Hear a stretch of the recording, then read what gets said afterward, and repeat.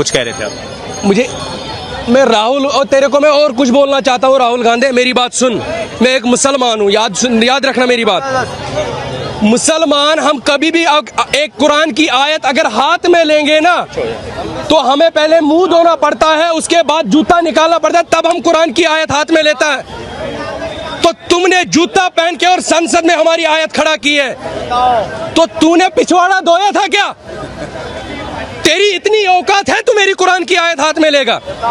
तो मुझे 24 साल में आज तक पता नहीं चल तू किस धर्म से है। गलत बात है। बात सही है, बिल्कुल सही, गलत बात है। तो मेरी आयत लेके या हिंदू भाइयों की कोई गीता लेके या बाइबल लेके वो जूता पहन के कभी कहीं पे भी रोड पे खड़ा करेगा? ऐसा थोड़ी वो दारू की दुकान पे भी खड़ा करेगा।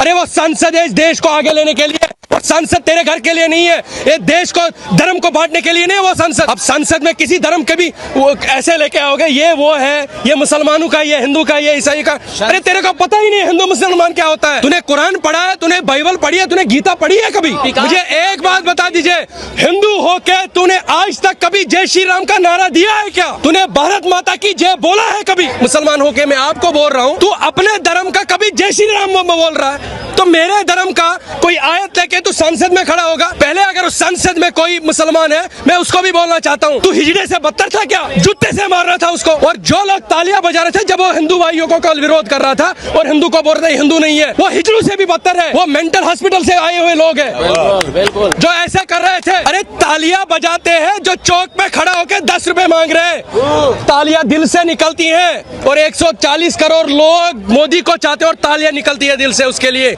तेरे लिए कभी नहीं निकलेगी। तू धर्म को बांटने की कोशिश करेगा। मैं तेरे को जवाब चाहता हूँ, तेरे से राहुल गांधी, मेरे जैसे युवाओं के सीने के ऊपर जब तूने पीला झंडा रखा था कश्मीर में, तब तेरी सरकार कहाँ थी?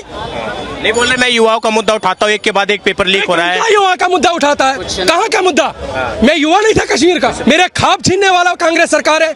अगर वो भाजपा सरकार इससे पहले होती या कोई भी सरकार का कश्मीर में होती कांग्रेस के बगैर, आज मैं IAS कुर्सी पे होता या किसी बड़े ओहदे पे होता। बोल रहे कि भविष्य जो युवाओं का छीना उन्होंने। राहुल गांधी अगर नीट पे चर्चा करना चाहते हैं तो मोदी जी भागना चाहते हैं, क्योंकि वो युवाओं का बात सुनना नहीं चाहते, युवाओं के भविष्य के बारे में चर्चा नहीं करना चाहते। क्यों नहीं कर रहे? एकदम मेरे की बात है। बोल रहे जिंदगी है तो सब कुछ है। समझ रहे मेरी बात? हमारे पास कश्मीर के पास जिंदगी भी नहीं थी। ये पता नहीं था कब निकले कब गोली मिले।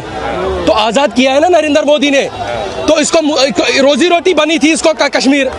तो कश्मीर में खाता भी नहीं देने को खोलने दिया हमने। मेरे जैसे युवा बैठे जिनके ख्वाब तूने छीने, मेरे जैसे युवा बैठे जिनके सपने तोड़े तूने, वो तेरे को खाता खोलने देंगे? मुझे एक बात बता दीजिए, जब तू भारत जोड़ो यात्रा निकाल के तू कन्याकुमारी टू कश्मीर चला गया था ना, इससे पहले क्यों नहीं गया?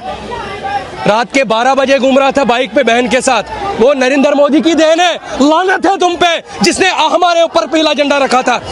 और जिस कश्मीर में पाकिस्तान के नारे होते थे, वहां वो उनके वर्कर कर रहे थे वहां पे पाकिस्तानी नारे। और आज उसी कश्मीर में भारत माता की जय हो रही है। आज उसी कश्मीर में हिंदुस्तान जिंदाबाद हो रहा है। बोल रहे आज मोदी जी ने भी संसद में जवाब दिया राहुल गांधी को। बोले जो संसद के अंदर, देश के अंदर जो संविधान सर पे लेके नाचते हैं, उनको क्या पता 2014 के पहले क्या माहौल था, एक के बाद एक घोटाले।